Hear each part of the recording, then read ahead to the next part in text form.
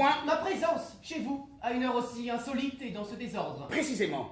Et je vous saurai gré si vous n'y voyez toutefois pas d'indiscrétion. Votre curiosité est légitime, et je ne songe pas le moins du monde à m'y soustraire. Vous m'êtes très sympathique, monsieur. Mille grâces. Extrêmement sympathique. Vous avez un goût exquis. Exquis. Vous me flattez? Du tout.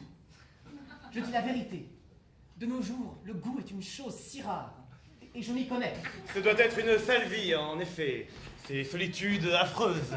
Ces grands lacs où rôdent les fièvres mortelles. Ces forêts épouvantantes qui n'en finissent pas. Et cet inconnu formidable qui vous entoure, qui vous oppresse. Et surtout, cette nécessité de la faim sauvage qui vous pousse contre un de vos semblables. Qui vous force à le dépecer, à le Non, manger. mais vous ne me comprenez pas, ce n'est pas cela que je veux dire, c'est tout le contraire. Un criminel parfois, un délinquant toujours. Vous êtes un délinquant, Jean Guenille. Je ne sais pas si je suis un délinquant. Ce que je sais, c'est que je n'ai point de travail, point de ressources, rien, rien. On me chasse de partout. Et quand je tends la main, voyez, monsieur le commissaire, on ne me donne que des choux étrangers. Évidemment, puisque vous êtes un danger social. Un danger social. Monsieur le commissaire, regardez-moi. Regardez ma figure et mes mains et mes pauvres jambes si lasses. Pas sur quoi je suis infirme que ça fait pitié. J'ai une hernie. Une hernie, là n'est pas la question.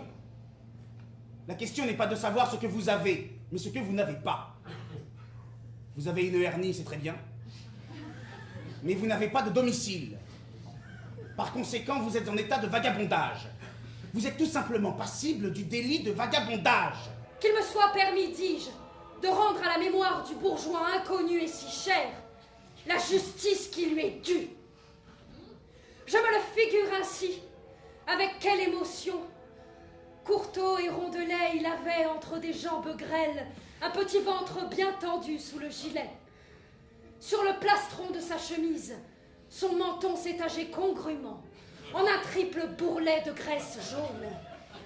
Et ses yeux, au milieu des paupières boursouflées, jetaient l'éclat triste, livide et respectable de 2 petites pièces de 10 sous. Il était beau. Au scrutin!